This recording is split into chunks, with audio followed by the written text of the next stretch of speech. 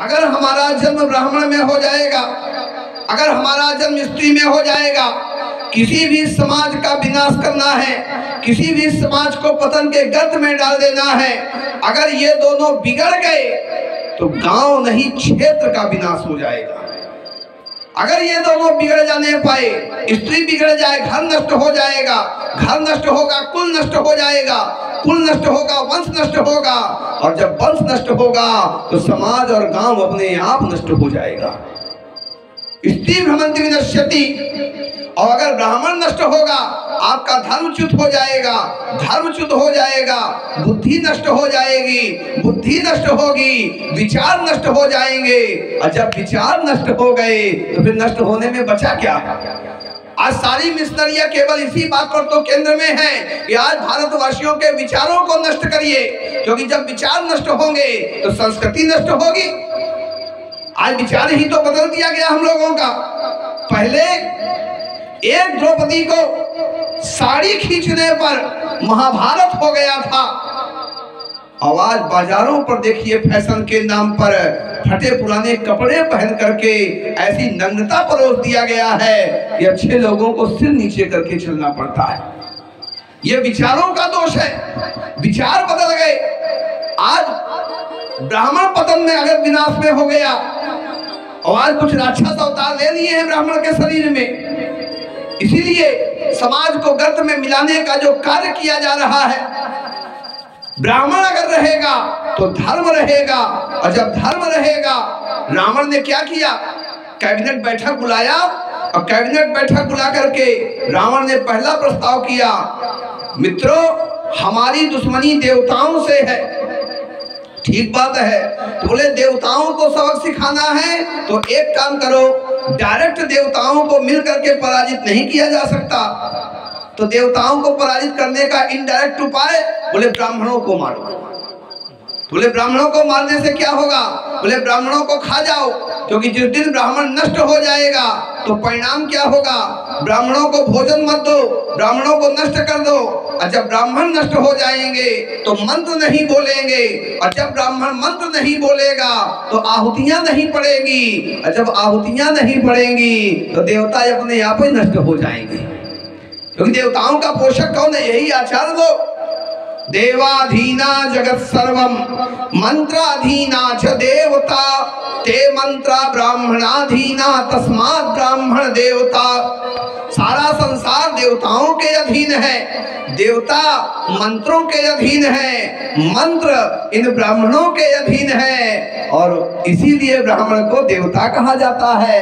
तो ऐसे जो देवता हैं ये भूसुर कहे जाते हैं, बन्नव प्रथम महीसुर चरणा, इन्हें भूसुर कहा जाता है। ये जो भूसुर हैं ये किस लिए हैं, बोले देवताओं को प्रसन्न करने के लिए।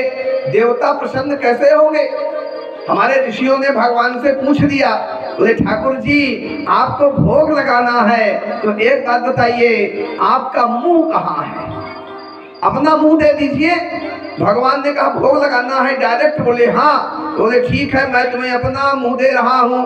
और कौन सा मुंह दिया, भगवान ने अग्नि को प्रकट किया, बोले ये मेरा मुंह है ले जाओ। अग्नि ही भगवान का मुंह है। ऋग्वेद कहता है चंद्रमा मनसो जातश्चक्षो सूर्यो अजायता, श्रोत्रात् वायुश्च प्राणश्च मुखात् अग्निरजायता। अग्नि को प्रकट किया, ये मेरा मुंह है, इसको खिलाओ।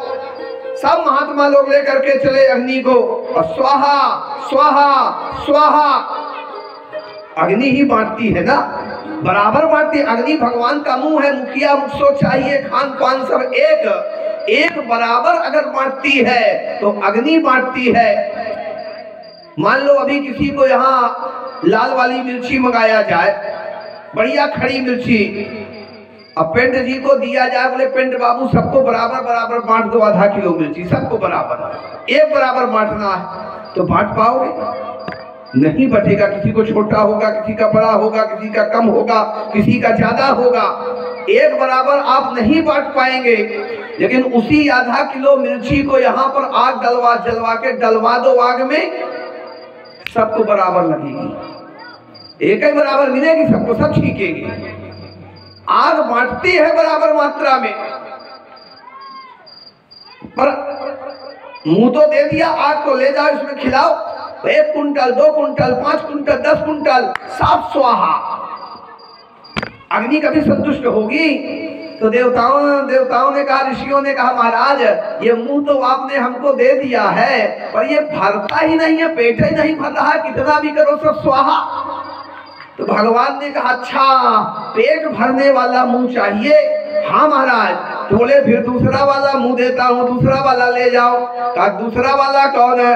बोले तब भगवान ने ब्राह्मणों को जन्म दिया। बोले ये मेरा मुंह है, इनको ले जाओ। बोले ब्राह्मणों मुखमासीत बाहु राजन्याकृता उरु तदस्य द्वैष्या पदभ्याम गुम शूद्रो जायता।